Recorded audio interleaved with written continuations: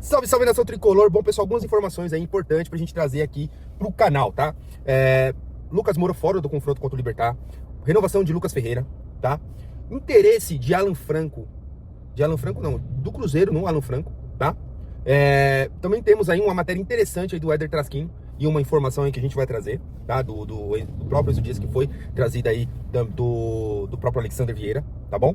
E vamos projetar um pouco o jogo contra o Libertad, tá bom? A gente falou até no papo com membros lá do Alexander Vieira, né? No canal do Alexander Vieira, tá bom? Mas antes disso, deixa o seu like, se inscreve no canal e bora falar um pouco sobre São Paulo. Bom, pessoal, é o seguinte, né? Primeiro assunto aí, o Lucas Ferreira renovou o seu contrato até 2029, né? A gente trouxe aqui a informação, não só aqui, também no próprio canal do Alexander Vieira, né? Que foi onde a gente trouxe a informação que o Lucas Ferreira muito provavelmente renovaria o seu contrato até terça-feira, né? Antes do confronto contra o Libertad, né? Eu tô gravando hoje, terça-feira, vai ser soltado esse vídeo na sexta. Na quarta, tá bom? Então, essa informação foi confirmada com a assinatura do próprio Lucas Ferreira na data de hoje, tá bom? Então, assim, é importante dizer aí que o Lucas Ferreira queria, e o seu staff também queria muito ficar no São Paulo, desde o início. Então, essas especulações que acontecem é normal. Por quê? Porque o Lucas Ferreira tinha um salário abaixo, né? E a sua multa contratual pela legislação brasileira acaba sendo baixa. Então, essas equipes aí que são que é SAF, que tem um pouco mais de dinheiro, é natural fazer proposta. Que foi, acho que o Red Bull Bragantino, se eu não me engano, o Bahia fez proposta, e até o Cruzeiro, o Alexandre Matos foi falar diretamente com os pais do Lucas Ferreira. Então, acontece isso aí, e só que o staff do Lucas Ferreira estava muito tranquilo, queria continuar no São Paulo, até por uma gratidão, porque o São Paulo apostou muito nele, que foi dispensado, se não me engano, foi dispensado lá só do Flamengo, né, na época, né? Mas tá aí a informação, tá bom? Mais uma novidade aí, né? Mas essa novidade não é muito boa, que é a do Lucas, né? O nosso querido Lucas Moura está fora do confronto contra o Libertad do Paraguai, né? Infelizmente aí o trauma no joelho, né?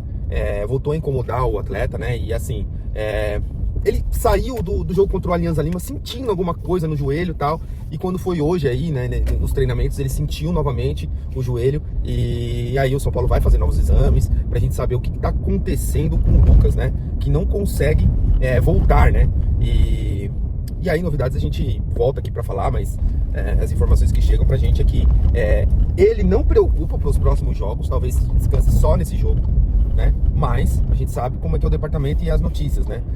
Não é descartada, né? Não é descartada a ausência dele no próximo jogo do Morumbi, que é contra o Grêmio, né? Então, não preocupa ou preocupa? Na minha opinião, preocupa sim. A informação que fala, não preocupa sim. Porque toda vez que fala assim, não preocupa, ele volta naquele jogo, e sempre adiando a volta dos jogadores, a gente já conhece esse filme aí. Então, assim, eu particularmente me preocupo bastante. Até porque o São Paulo, com o Lucas Moura, teria mais chances, né? Tem mais opções de variação tática, né? Tem mais opções das pontas, né? Então, cara, ficar sem o Lucas Moura é um negócio que dói, e o São Paulo sente muita ausência, né? Infelizmente, tá? Vamos falar, né? Vamos falar agora sobre a informação do Éder Trasquini, né? Que é referente ao Enzo Dias, né? O Enzo Dias, cara, tá próximo de completar, né? Bater a sua meta, né? Assim, a gente teve 27 jogos, se não me engano, até agora, e o Enzo Dias participou de 17, ou seja, se ele manter essa constância, fatalmente ele baterá a meta do ano, né? A não ser que aconteça alguma coisa muito fora, né?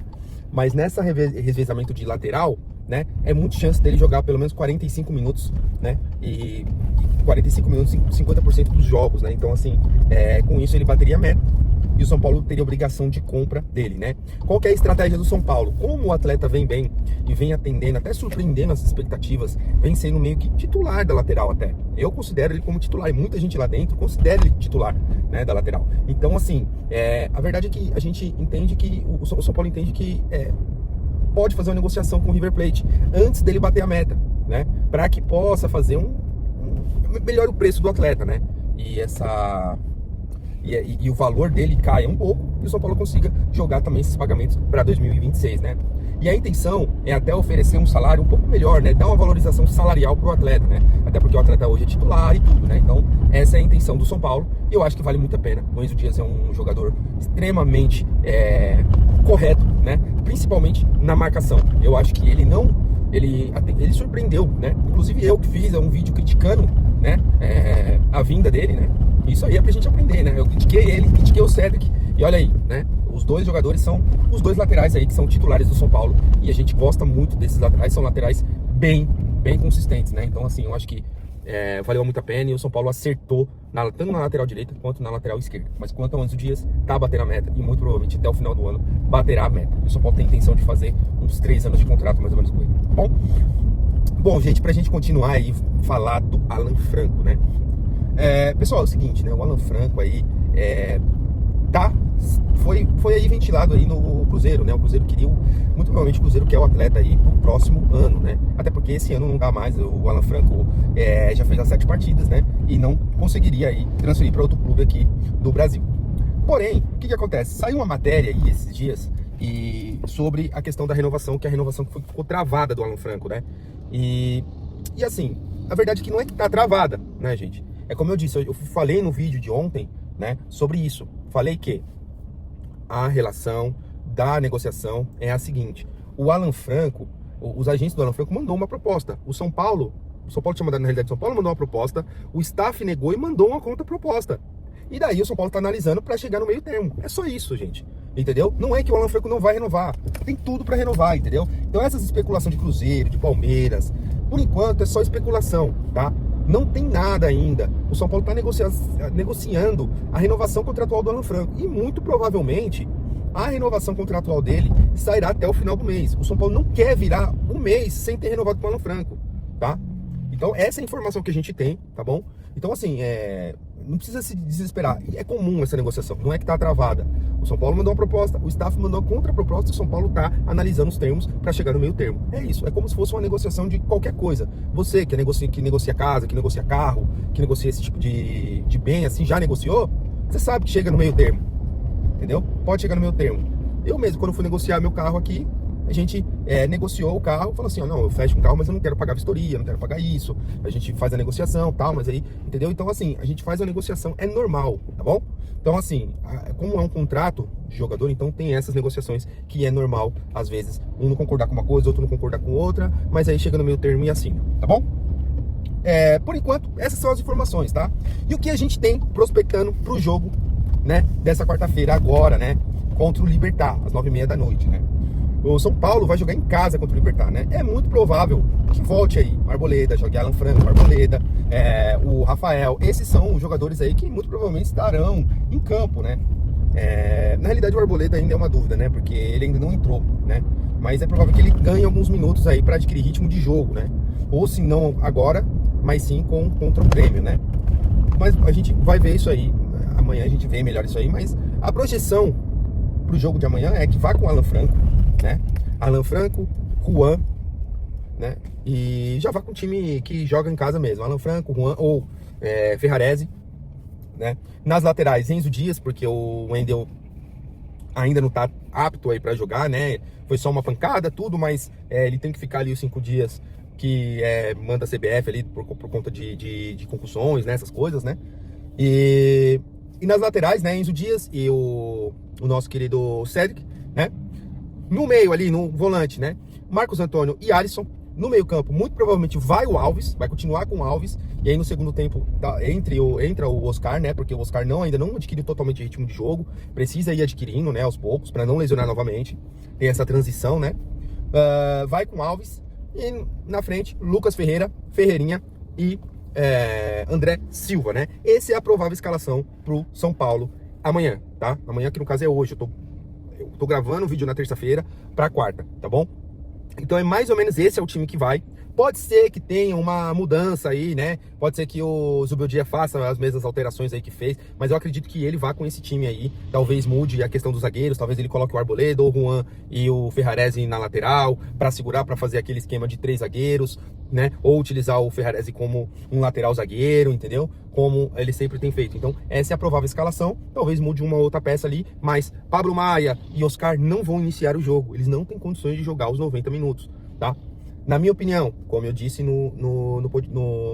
na participação lá do canal do Alexander Vieira, se o Oscar tivesse bem para aguentar pelo menos 50, 60 minutos, eu colocaria o Oscar de titular, tá bom? E descansaria um pouco o Alves, porque o Alves não tem rendido. Talvez colocaria o Alves no segundo tempo, justamente por conta disso, né? Porque aí ele já vai entrar descansado, vai pegar o outro time mais cansado, enfim, tem toda essa situação, tá bom?